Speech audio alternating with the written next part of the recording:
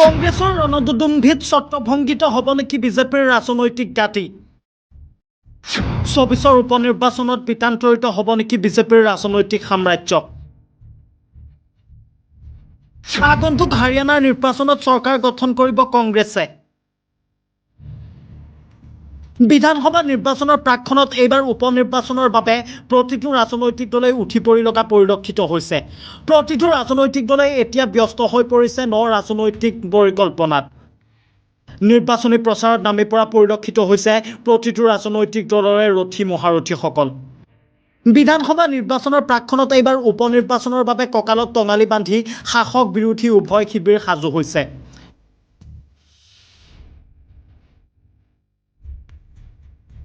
তাৰ মাজতেই যেন এইবাৰ আত্মবিশ্বাসী হৈ পৰিছে কংগ্ৰেছ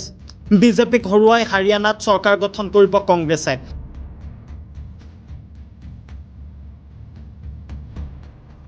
হাৰিয়ানাত গেৰুৱা শিবিৰক বিতান্তৰিত কৰি হাতৰ প্ৰতীক উৰুৱাবলৈ সক্ষম হ'ব কংগ্ৰেছ বিজেপিৰ অন্তকণ্ডলে ক্ৰমাৎ হাৰিয়ানাত কংগ্ৰেছক কৰি তুলিছে বৃহৎ শক্তিশালী যুৱ প্ৰতিনিধিক কংগ্ৰেছে গুৰুত্ব প্ৰদান কৰাৰ কাৰণেই হাৰিয়ানাত কংগ্ৰেছৰ বৃহৎ উত্থান কংগ্ৰেছৰ বলিষ্ঠ আঁচনিৰ প্ৰতি হাৰিয়ানাৰ জনতাৰ ব্যাপক সঁহাৰি একক সংখ্যাগৰিষ্ঠতাৰে কংগ্ৰেছে দখল কৰিব ৫৬ৰ পৰা ৫৮খন আসন ৰাজনৈতিক বিশ্লেষকৰ মতে কেৱল মাত্ৰ ২৪ৰ পৰা ২৬খন আসন লাভ কৰিব শাসকীয় দল বিজেপিয়ে ৫ অক্টোবৰত ৯০খন আসনৰ হাৰিয়ানা দখলৰ যুঁজ আৰম্ভ হ'ব শাসক বিৰোধী উভয় পক্ষৰ মাজত